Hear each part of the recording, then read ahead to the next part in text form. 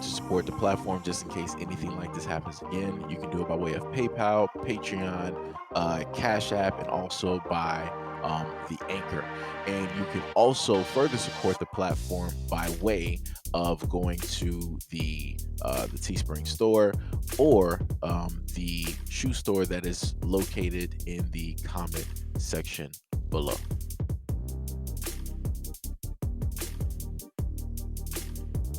What did I say? What did I say to threaten you? What did I say? No, I didn't say anything to threaten you. You did. What did I say? What did I say? If I keep watching you, you're going to slap the shit out of No, I didn't say that. I didn't say that. And I'm going to go find this other couple here, and I'm going to ask them if I said You looking at me or this white couple on the aisle? I'm not looking at neither one of you. Well, the white couple leaves the aisle, but he stays.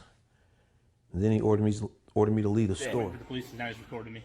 Yeah, I am recording you because you're saying something that I didn't say. So you telling me right now. So you telling me right now he's gonna trespass me from this property for what reason? Because he wants to. What the sheriff say? He just basically said that Joe had the tendency to exaggerate when he was making the calls to get law enforcement assistance, and that he just wanted to bring that to Kelly's attention. I got that from a couple of firsthand experiences where I was one of the deputies who showed up to a call, and then the vast majority of it came from deputies on my shift who had become extremely frustrated with a pattern of behavior that they had identified of Mr. Williams calling 911 to report dangerous active situations such as customers physically assaulting him or loss prevention employees or other Walmart employees. Never had anyone suggest to you that Joe Williams is not a credible person? No. And then the deputies determining that that never actually happened. Half an hour of listening, never even got the man's name. Never took a note. That's Walmart. Has ever suggested to you that things that he says should not necessarily be believed? Is that true? No. Are you aware of any reason why Joe Williams wasn't fired after you talked to the police officer? I'm not aware. And that's why the jury hit them as hard as they did. Hard as they could.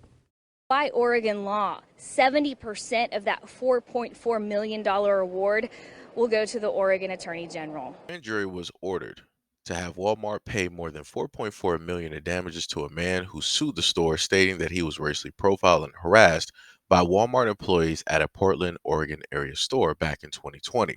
According to the lawsuit, employees spied on Dovey Magnum while shopping, ordered him to leave and call police when he refused. According to the lawsuit, the news release from his attorney, Magnum, who is 59 at the time, visited the Walmart in Wood Village on March 26 of 2020 to buy a light bulb for his refrigerator. After Magnum arrived, he noticed store employee Joe Williams watching him as he shopped. Williams told Magnum to leave the store, but Magnum refused, stating that he'd done nothing wrong. Magnum's lawyer stated that Williams told Magnum he was going to call the police and tell them Magnum had threatened to smash him in the face.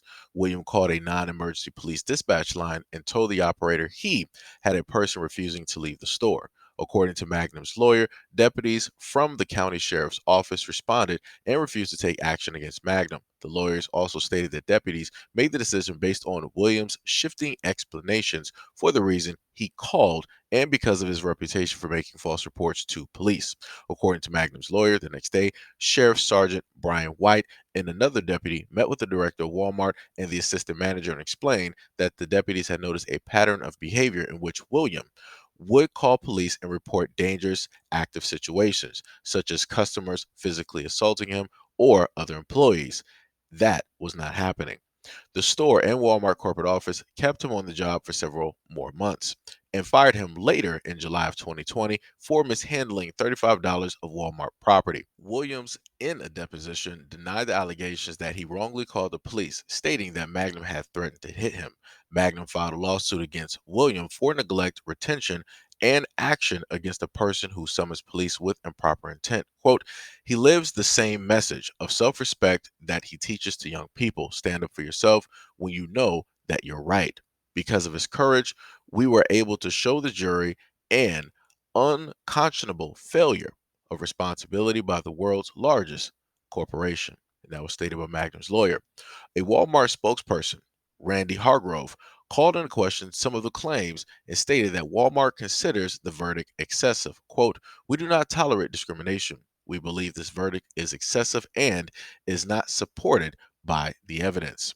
He stated that Magnum interfered with Walmart associates as they were surveilling and stopping confirmed shoplifters and then refused to leave despite being asked repeatedly. Quote, "We are reviewing our options, including post trial motions."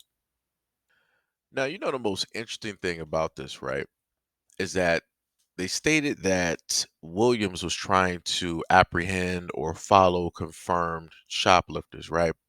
And the only people that Magnum stated was in the aisle during that time was a Caucasian couple, right? And that was the one that he was referring to. He's like, "Yeah, I'm gonna go see if that other couple, right, if they can confirm what it is that you're saying and all this other type of stuff, right?" And so is Williams trying to say that that couple was confirmed to be shoplifting and that Williams interfered and stopped him from doing his duty, doing his job? That doesn't make any sense. Because if that was the case, then why was it that he was following Mr. Magnum, right? If he had confirmed individuals that were shoplifting, right? Why were you following Mr. Magnum? He's not the confirmation. He's not the suspects that you were after that was shoplifting. He just came in there for a simple light bulb, and you decided to follow him around the store. Like I said, all the whole story don't even make sense. And Walmart is in a sense not even trying to defend, but they are defending the guy at the same time, which doesn't even make any type of sense. Just admit that you're wrong. Just admit that you're wrong. You're going to try to go back and state that, oh well, well, we don't believe in discrimination, but this was excessive. This is ridiculous. No, actually, it's not ridiculous. You pull in hundreds of millions, if not billions of dollars a year. 4.4 million is a drop in the bucket. And then the funniest thing is what I learned from the news source. They stated that 70% of that 4.4 is going directly back to the state. So it's not even like he's even getting all of that money. That's crazy. Like I said, I don't understand how some of these laws work. So you mean to tell me that this dude goes through this whole ordeal, having police called on him? First of all, you got this random dude who stating that he works for Walmart. He's following this dude, plain clothes, right? I get it, plain clothes, officer, loss prevention, whatever it is, right?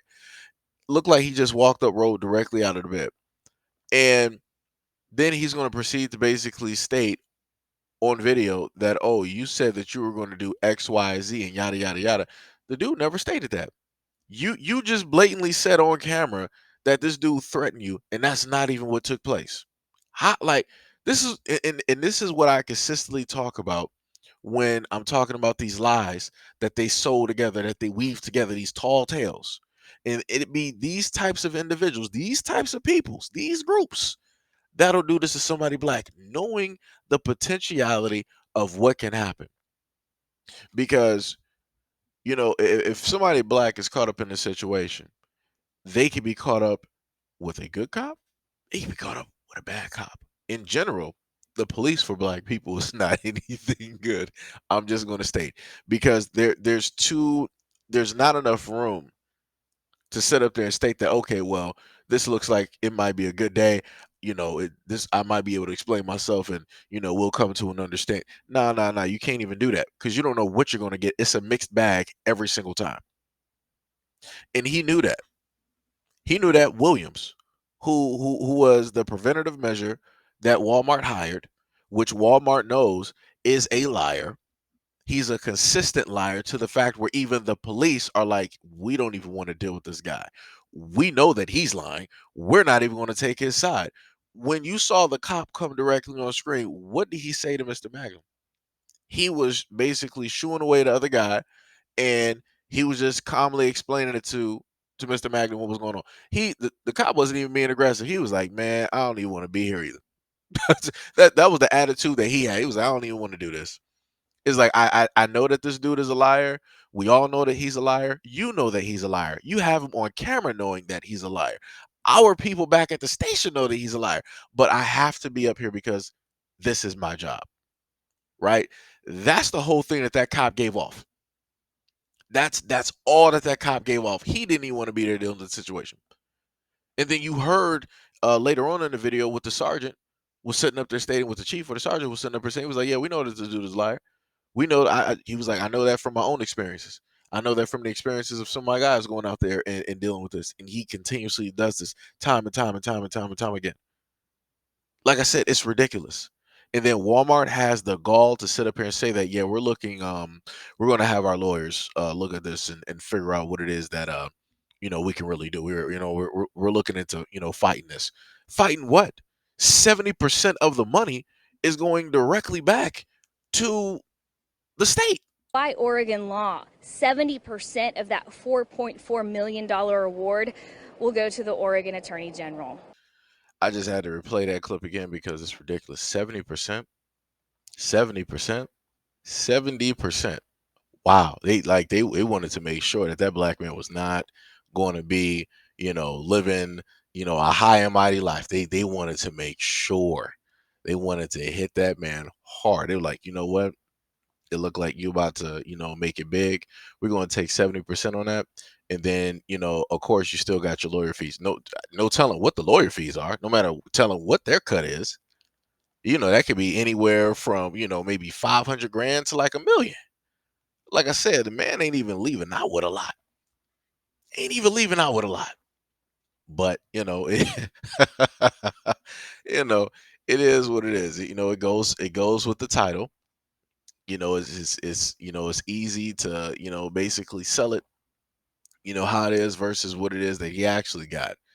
That's the real number that should be posted up there, right? It was a $4 million lawsuit, but the greater majority of that money went to lawyer fees and it went to the state. The state doesn't need any type of cut of that money at all. I'm just going to be honest with people. For whatever reason, Oregon law has it where they are getting cuts of lawsuits. That's 1,000% ridiculous. That's not their money. That is not their money. For them, like I said, that's more than double dipping. You're getting taxes off of a person, you're collecting money, and then on top of that, you're getting money from the lawsuits as well. Come on, man. Come on. Like that's 1,000% ridiculous. But that's how they got the system set up out there. And that's what people got to deal with. That's 1,000% ridiculous. That makes no sense. Lord have mercy. I can only imagine some of the lawsuits that have come up in Oregon and how much money people did not get. 70%. So then what happens if somebody has, a smaller lawsuit like, I'm going to sue somebody for, 50 grand. So you want to take 70% of that 50 grand? Or what if it's $500? You're going to take 70% of that 500? Like, yo, come on, man. I'm just saying it's 1,000% ridiculous. But all jokes aside, the main thing that I'm stating is that these are things that consistently happen in the United States. And again, this is a story that I didn't see, that I didn't hear about. I don't even think I actually covered it on any of the channels at all. So I just wanted to sit up there and cover it because I found it interesting. And then they had the videos and everything else up there. So just in case somebody else didn't see everything, there you go. Everything is all in one video. And you can, pretty much get the whole sense of the whole story.